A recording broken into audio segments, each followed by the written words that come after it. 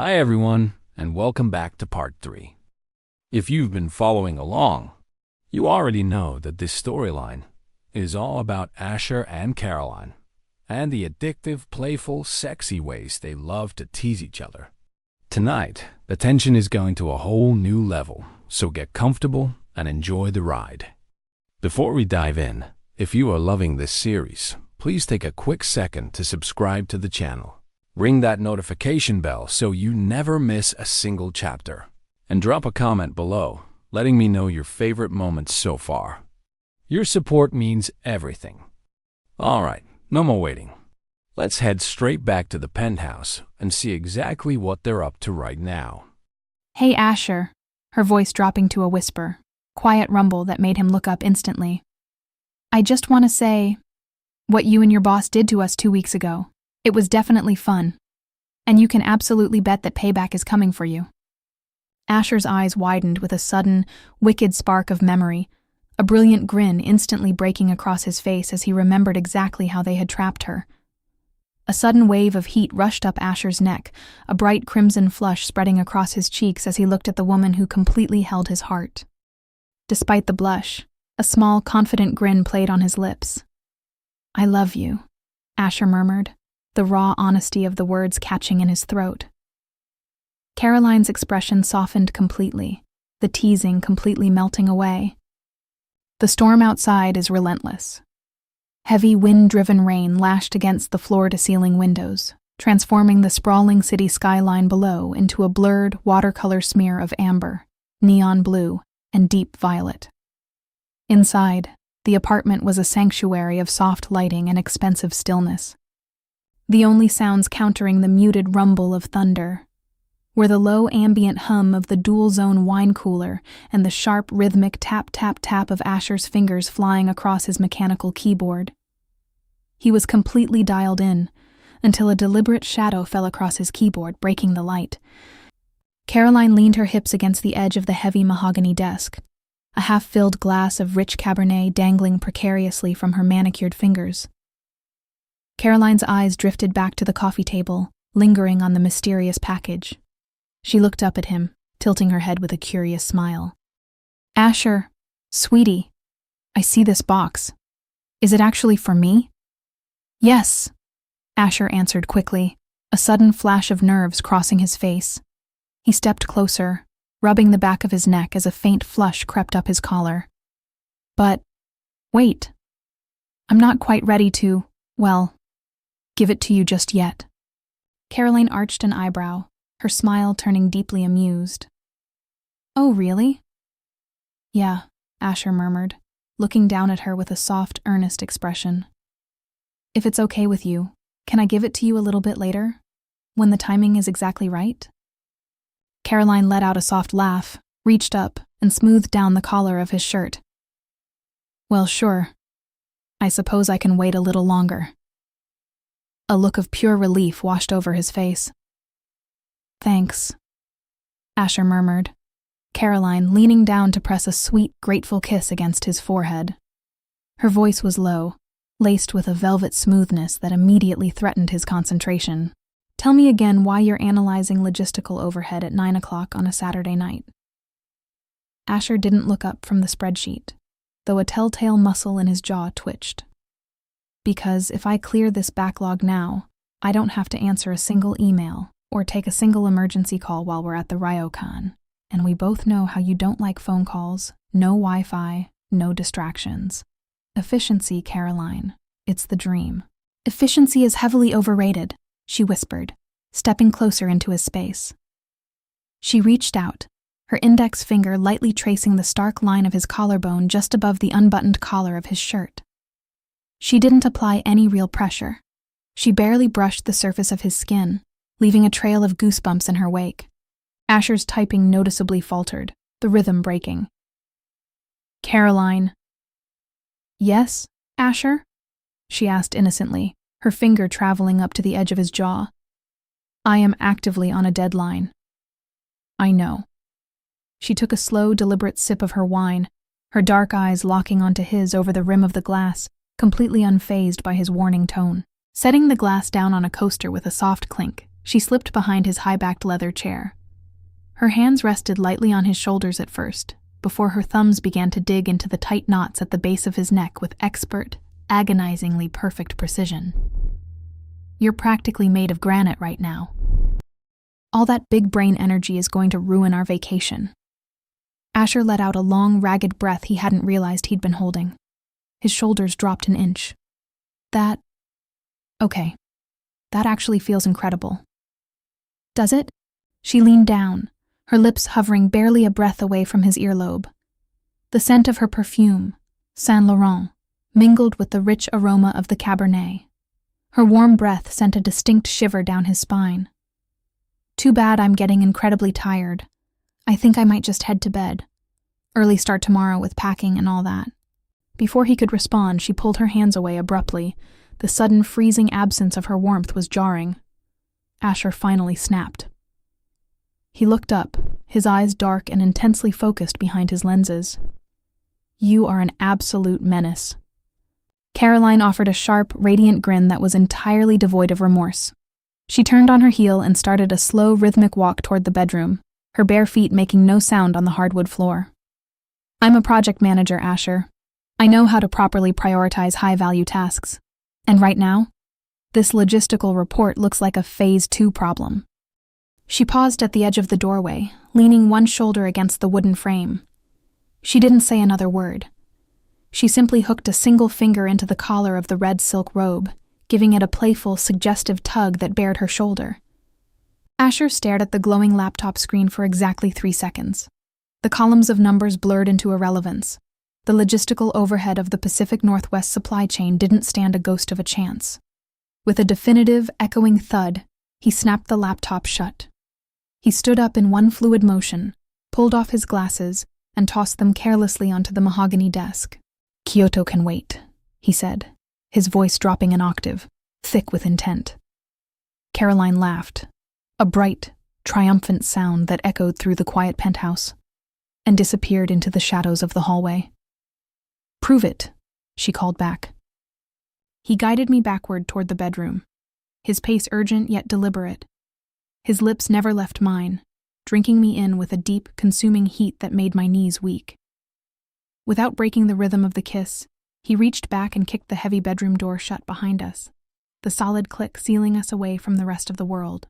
The bedroom was transformed, illuminated only by the warm, amber glow of a dozen flickering candles scattered across the dresser and nightstands. The flames cast long, dancing shadows against the walls, creating a private sanctuary that smelled richly of warm Saint Laurent perfume on her skin. He broke the kiss just long enough for us to catch our breath, his chest heaving. His hands moved to the lapels of my red silk robe, pushing the smooth fabric slowly from my shoulders. It slid down my arms and pooled around my ankles in a silent crimson heap. His eyes, darkened to a fierce, burning intensity, roamed hungrily over the contrast of the black lace against my skin. "Perfect," he growled, the word vibrating against my throat as his hands found my waist. In one fluid motion, he scooped me up into his arms, lifting me effortlessly before laying me down against the cool expanse of the sheets. He didn't waste a single second on hesitation. Moving to the foot of the bed, he knelt between my knees, his gaze locked onto mine with a fierce, possessive focus. The sudden rush of cool bedroom air against my heated skin made me shiver, a sharp contrast to the warmth radiating from him. He parted my legs with a slow, deliberate touch, his eyes taking in every inch of me as if memorizing the sight. "You have been teasing me all day," he murmured, his voice thick and low. Then he lowered his head. The very first touch of his tongue was electric, a sudden jolt of pure sensation that arched my back off the mattress. His touch was firm, confident, and entirely unhurried, now that he had me right where he wanted me. A low, ragged groan escaped the back of his throat, a sound of pure hunger and deep satisfaction.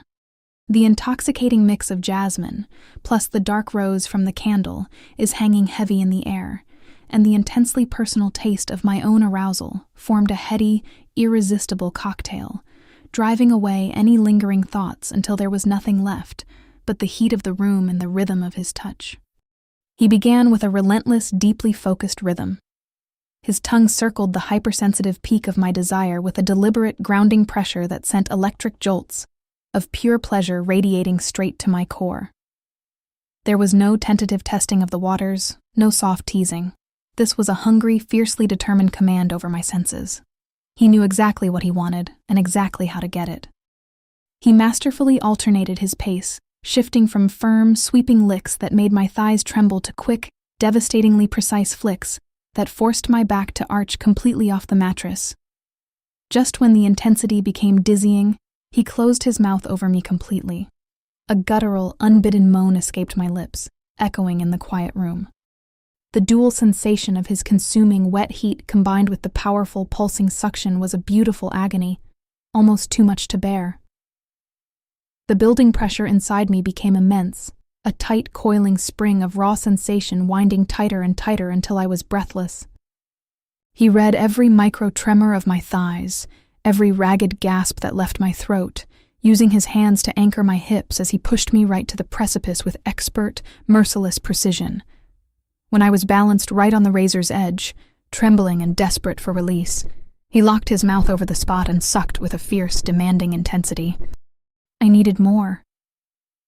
Desperate for the friction to break the tension, I instinctively tried to roll my hips, trying to push down against him. But he wouldn't let me. His fingers gripped my hips like iron vices, holding me perfectly still, denying me the movement. He lifted his head just a fraction, his gaze dark, heavy, and absolute. "You are not in control," he whispered, his voice a low, commanding growl against my damp skin. Before I could even process the surrender, his tongue drove flat and hard against me, a devastating singular stroke. The waves of pleasure tore through me was violent and absolute. I cried out his name, my fingers fisting blindly into the cotton sheets, as wave after wave of raw, shattering pleasure crashed over me. It completely consumed me, leaving me shaking, undone, and utterly breathless in the fading candlelight. He gave me a moment to breathe, allowing me a few quiet seconds to float back down to reality while the tremors slowly subsided. Then, he trailed a path of warm, lingering kisses back up the sensitive skin of my stomach, my chest, and my neck. He took in a breath. "Damn, you're intoxicating." His face was flushed, glistening in the dim light. When he reached my face, he claimed my mouth in another searing, deep kiss, forcing me to taste the heady sweetness of my own passion. He pulled back just an inch, his thumb gently wiping a stray tear of overstimulation from my cheek. A soft, breathless smile touched his lips as he looked down at me, his voice returning to a tender, quiet warmth. "Hey," he murmured, brushing a damp lock of hair from my forehead. "Let's go take a shower." She looked up at him, a slow, knowing grin spreading languidly across her face as the last of the tremors faded. "Sure," she said, her voice dropping to a soft, smoky tone that carried the quiet weight of a challenge. Once they stepped under the cascading spray, the world outside the frosted glass enclosure vanished entirely. The air instantly filled with dense, billowing steam that smelled of cedarwood and warm water. He took the bar of soap, working it between his palms until a rich, thick lather formed, and began to smooth it over her back. He coated her skin until she was practically draped in a delicate gown of white silk bubbles. She leaned back into the comforting weight of his hands for a brief moment, letting herself sink into the luxury of his touch, before she suddenly darted forward under the spray. Rinsing clean in a flash, she looked back over her wet shoulder, a mischievous, glittering spark in her eyes.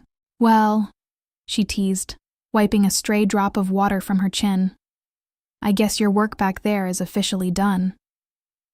He didn't let her get far. Before she could take another step, his arms reached out, his hands sliding firmly and possessively around her wet waist.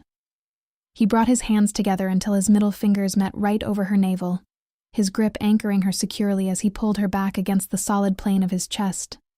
As she yielded, leaning into him, the warm water poured down between them in a steady, heavy stream, washing away the remaining suds and trapping their heat together. His hands began to move upward, agonizingly slow, tracing the curve of her ribs. He picked up the soap again, circling her skin with a deliberate, grounding pressure that demanded her full attention. Every single time his calloused palms brushed against her slick skin, a sharp electric spark seemed to ripple straight through her, bypass her defenses, and settle deep in her core. Then came the shampoo. He poured the rich liquid into his palms and worked it into her damp hair, his fingers massaging her scalp with a slow, rhythmic intensity that immediately made her breath hitch. She closed her eyes, completely lost in the intoxicating sensation of his fingers moving through her hair, and reached back blindly to grip his thighs for balance. That's when she felt the distinct, sudden shift against her lower back, the unmistakable, rigid evidence of his reaction to her. He didn't stop or speed up, though. He remained entirely steady, his touch focused and unbothered by his own growing hunger. Finally, he cupped the back of her neck, gently tilting her head back directly into the stream to rinse the suds away, leaving them both breathing heavily in the sweltering heat. The steam swirled around them like a thick, white veil, isolating them completely as he leaned down, his lips brushing softly against the sensitive shell of her ear. "I love you," he whispered, the raw sincerity of the words vibrating through her entire body. She didn't speak.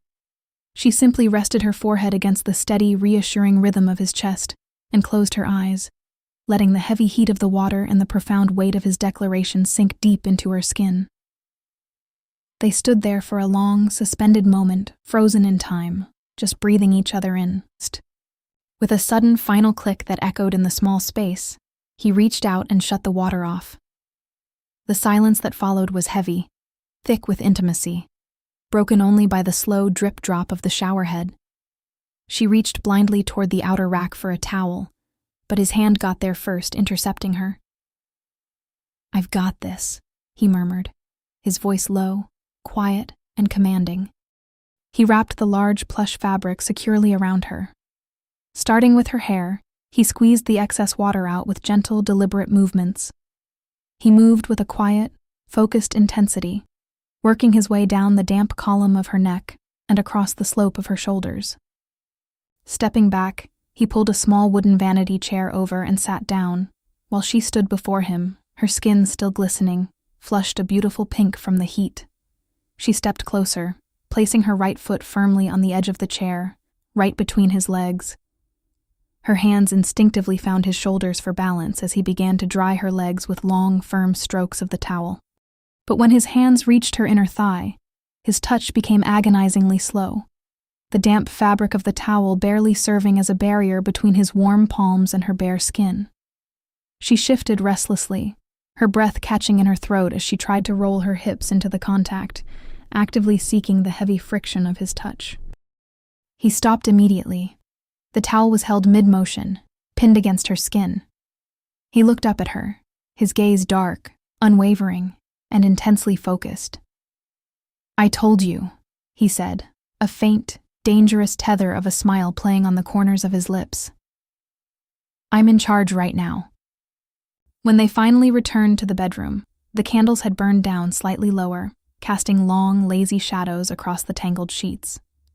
He pulled her back into his arms, their skin still radiating warmth, their bodies still humming with an electric residual energy. They held each other tightly through the remaining hours of the night, the storm outside eventually tapering off into a soft, steady drizzle.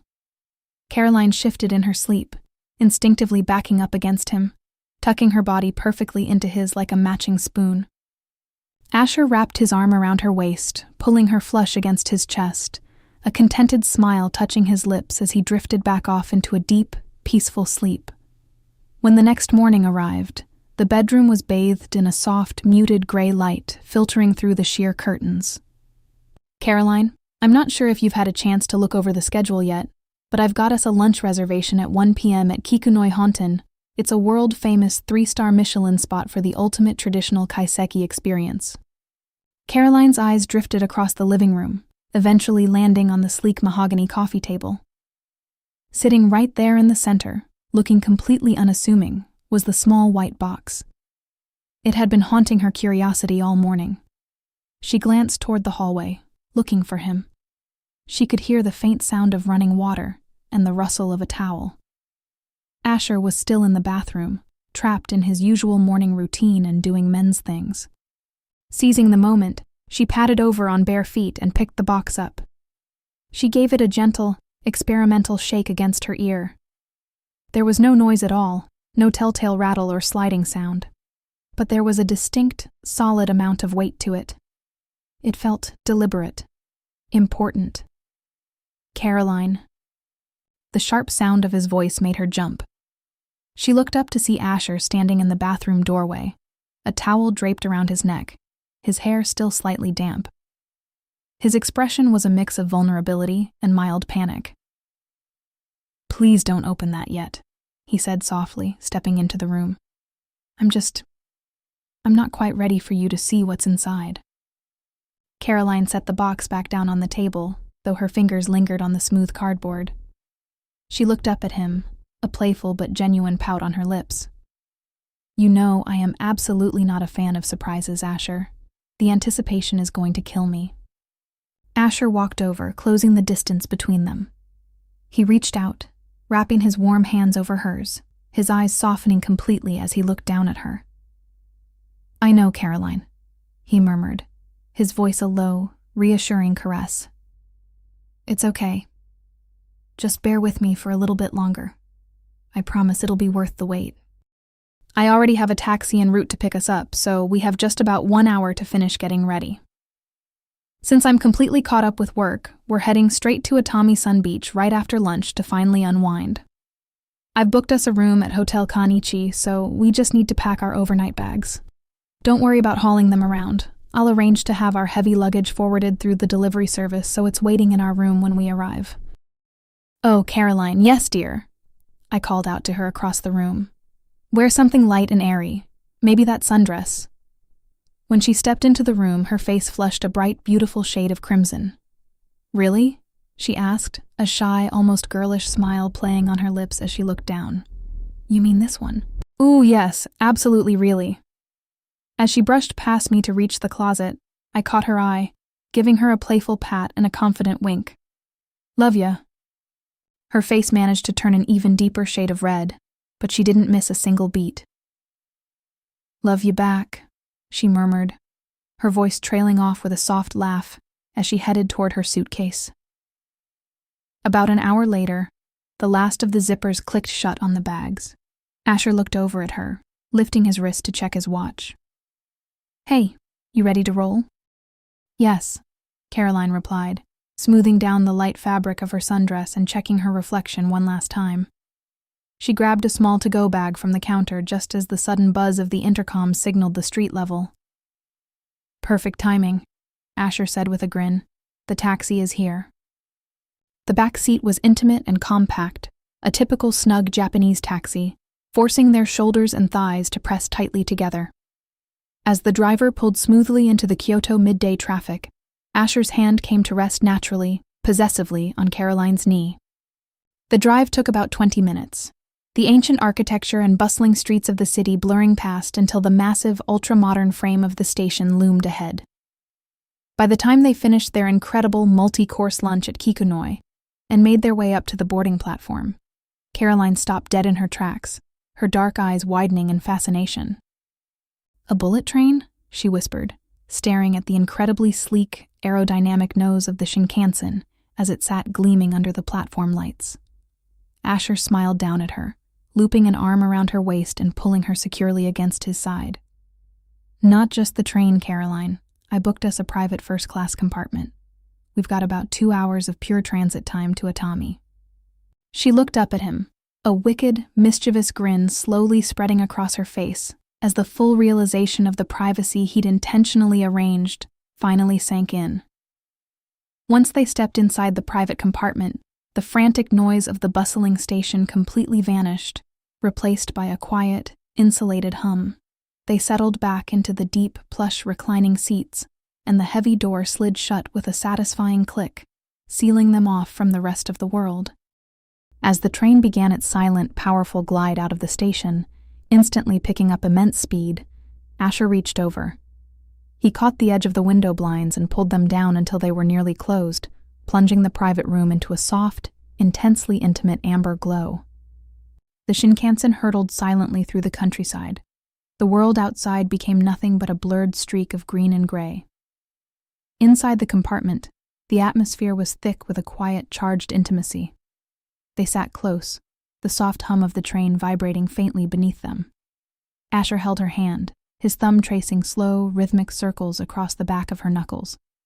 His mind was entirely trapped in the memory of last night's candlelight and the sweet, heavy warmth of this morning. He squeezed her hand a little tighter, turning his head to look at her. "Caroline, do you trust me?" Caroline shifted in the plush seat, looking at him with a soft, slightly amused expression. "Of course I do. Why wouldn't I?" "Okay, well, I have something for you. But I don't want you to overthink it.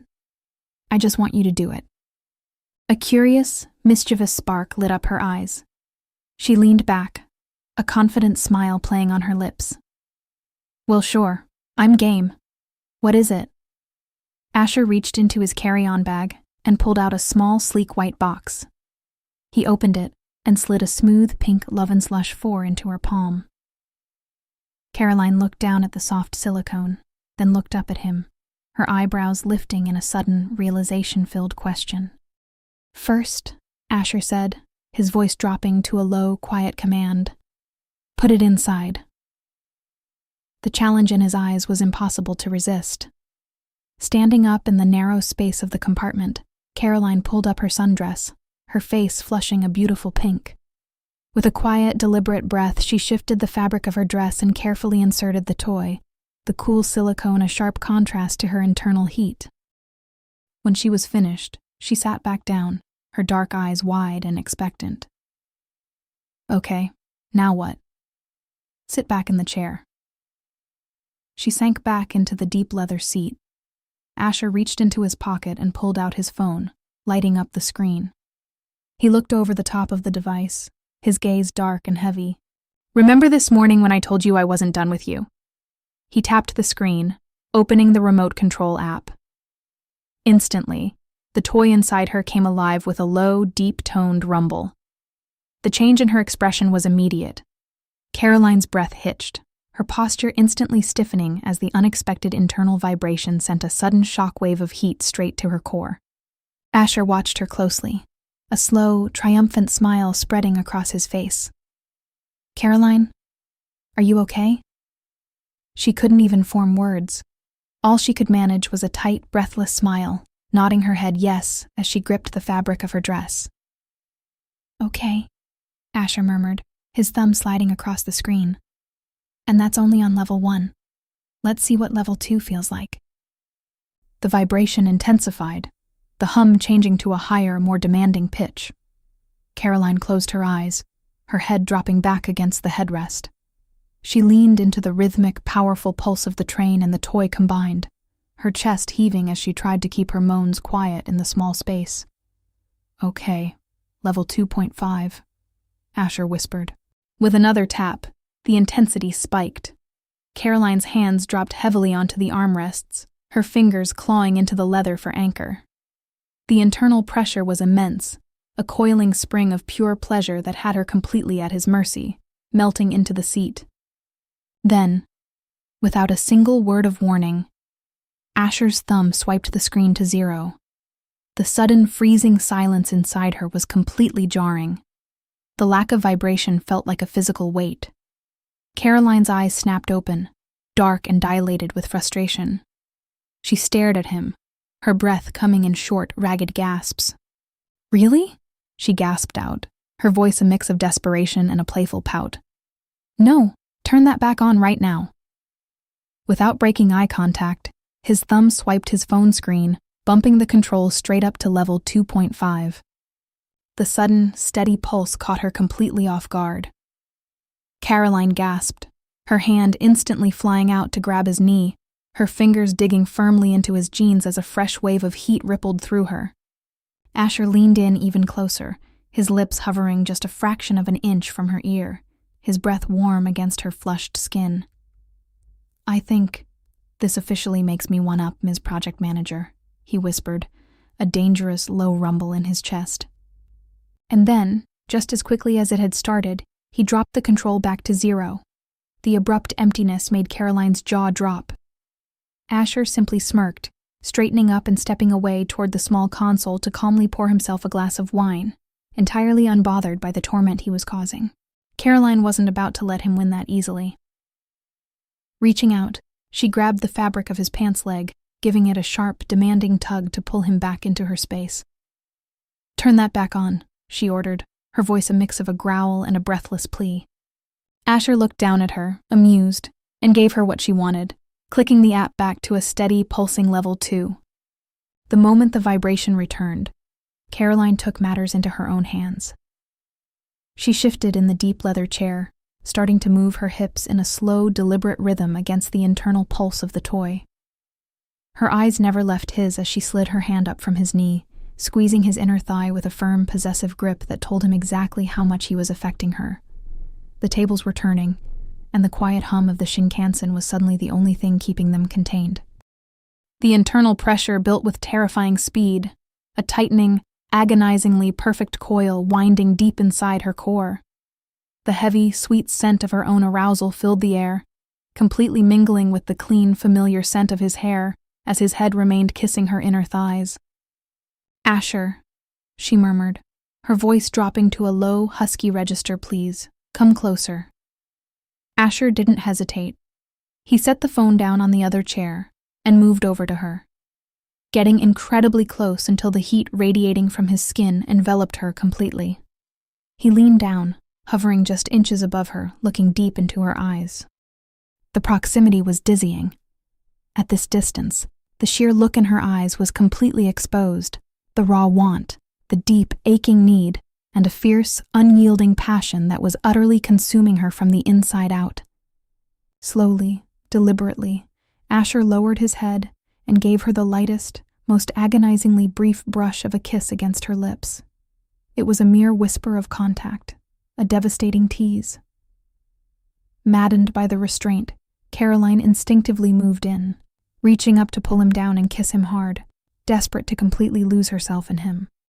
But Asher subtly backed up, pulling just out of her reach.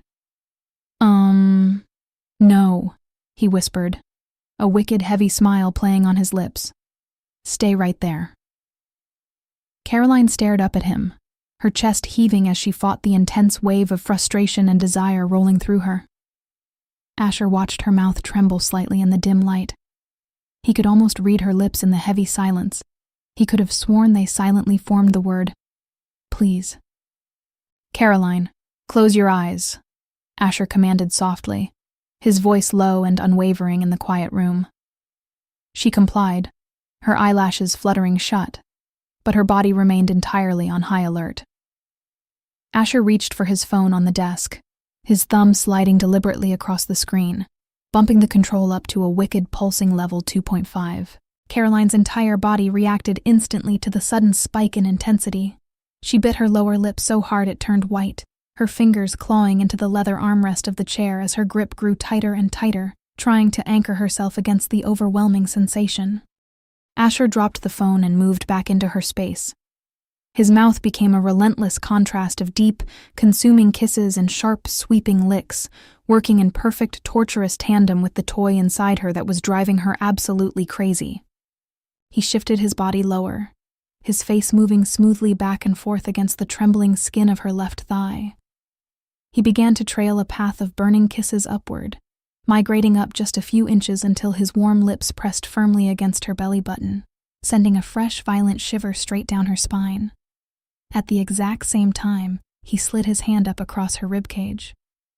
His fingers easily found her bare breast, and he just barely touched the hardness, not a pinch, just a soft, devastatingly light brush of his thumb that completely electrified her nerve endings, the sharp taste of her own breath as she panted through her teeth. The deep internal vibration and the overwhelming heat of his skin against hers were all too much. Her senses were utterly, beautifully overloaded. Unable to take the restraint any longer, Caroline reached down, grabbed the fabric of his shirt, and violently pulled him to her. She claimed his mouth, kissing him with a desperate, wild hunger, a low, needy moan escaping her throat. As Asher tasted the sweetness of her lips, her moans grew louder and more intense, Her fingers tangled into his hair, gripping tightly as the pleasure began to peak. Suddenly, she pulled his mouth away from hers, burying her face into the crook of his neck, and screamed his name against his skin. Her breath came faster and faster, her chest heaving as her legs locked and her toes curled straight out. Right at that exact second, Asher reached his free hand up and barely brushed her hardness on her other breast. That single light touch was the absolute breaking point. When the release finally crashed through her, it was raw, violent, and utterly overwhelming, shattering whatever control she had left. Watching her peak, Asher quickly reached over, grabbed his phone, and swiped the app back down to 0. The sudden silence inside her was deafening. Caroline went completely limp against the seat, her muscles unlocking as a fine sheen of sweat glistened on her forehead. Knock, knock, knock. The sudden loud raps on the door shattered the heavy intimacy of the room. A muffled voice called out from the hallway, "Is everything okay in there?" Asher jumped up, his heart hammering against his ribs as he quickly adjusted his clothes and hurried over to the door. Opening it just a crack, he cleared his throat, offering a quick, polite smile. "Yes, everything is completely okay. Thank you." Once the staff stepped away, Asher closed the door and walked back over to the chair. He looked down at her, his heart melting at the sight. Caroline let out a weak, breathless laugh, her chest still heaving in a ragged rhythm as she tried to catch her breath, looking down at her through heavy eyelids. "You did really good. You actually made it to almost 3, Caroline." Asher knelt beside her and cupped her face in his warm palms, his thumb gently brushing against her flushed cheekbone. His expression softened completely as he noticed a faint glint of moisture in the corners of her eyes. "Are you crying?" he asked softly, a touch of concern in his voice. A beautiful, radiant smile broke across her flushed face. She looked deep into his eyes, wrapping her arms securely around his neck to pull him down. "They're happy tears," she whispered against his lips, her voice thick with emotion. "Just happy tears." A polite chime echoed through the compartment as an announcement came over the train's speaker system, repeating the message in 5 different languages. The smooth voice informed the passengers that the Shinkansen would be arriving at their destination in exactly 20 minutes, closing with a courteous thank you for riding the bullet train. They gathered their things, the lingering heat of the train ride settling into a quiet, anticipation-filled energy. But as Caroline finally stood up from the deep leather seat, her knees unexpectedly gave out beneath her. With a sharp intake of breath, she reached out and grabbed Asher's arm, her fingers clamping tightly onto his forearm to steady herself. Asher reacted instantly, catching her by the waist to keep her upright. "Wow, are you okay?" he asked, his voice a mix of sudden concern and instant understanding. Yes," Caroline stammered, her face flushing a deep, beautiful crimson as she looked down. She tried to take a step, but her muscles refused to cooperate. My legs are literally shaking." The moment the words left her mouth, any trace of concern on Asher's face vanished, instantly replaced by a slow, wicked, mischief-filled smile. He didn't let go of her waist, instead pulling her just a fraction closer against his chest, thoroughly enjoying the very real, lingering proof of exactly what he had just done to her. A short while later, they arrived at Kyoto Honton. Settling into the serene, traditional tatami room, Caroline stared across the table at Asher. She wasn't just looking at him. Her gaze was intense, heavy with a silent promise. Asher looked up from his menu, a knowing smile playing on his lips. "Are you okay? There is a distinct glow about you right now." Caroline leaned forward slightly, her voice dropping to a soft, determined whisper. "You know. I mean, you have to know that it is officially my turn to help you out. You're not getting away with that." Asher chuckled softly, his eyes glinting with amusement. "All in good time, project manager. Right now, I really want to eat. I need to build up my strength for later." They both thoroughly enjoyed the masterful, multi-course meal, the tension between them humming just beneath the surface.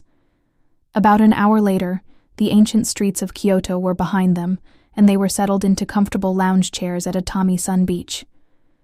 The afternoon sun washed over them as they sipped tropical drinks adorned with tiny paper umbrellas, letting the rhythmic sound of the crashing waves bring a profound sense of peace. As the sun began to dip below the horizon, painting the sky in brilliant strokes of pink and gold, they stood up and began a slow, hand-in-hand walk back toward the hotel. Suddenly, Caroline stopped dead in her tracks on the path. Asher stopped too, looking over at her with concern. "Are you okay, Caroline?" "Yes, but do you hear music?" She blinked, listening closely. No way. As they pushed open the door to their room at the Hotel Kanichi, the familiar, sultry beat of her favorite song, Crave You, was already softly filling the air. Caroline gasped, her eyes widening as she looked down. A fragrant path of crimson rose petals was scattered across the floor, creating a beautiful trail that led straight toward the bathroom. Stepping toward the doorway, she peeked inside. The massive tub was filled to the brim with warm water and a mountain of thick, white bubbles. A radiant smile broke across her face. She turned to Asher, throwing her arms around him to press a fierce, loving kiss against his cheek. Without a single word of hesitation, she stripped out of her sundress and stepped into the tub. The water was absolutely perfect. Caroline leaned her head back against the edge, closing her eyes in pure bliss as the heat enveloped her, waiting to see what her husband would do next. As the last notes of the music faded from the room, the absolute exhaustion of a long day of travel and overwhelming sensation finally caught up to them. Asher didn't push for anything more. He knew how much her body had surrendered over the last few hours, and right now, the quiet safety of the room was enough. "Caroline," he whispered with a quiet, wicked little smirk she couldn't see. "Just so you know, I am officially up by 2. If you enjoyed this chapter of Asher and Caroline's journey, please hit that like button and subscribe to the channel so you never miss an update. Part 4 is coming very soon, and you won't want to miss what happens next at the beach. Thank you so much for watching, listening, and staying tuned to The Pulse. See you in the next video.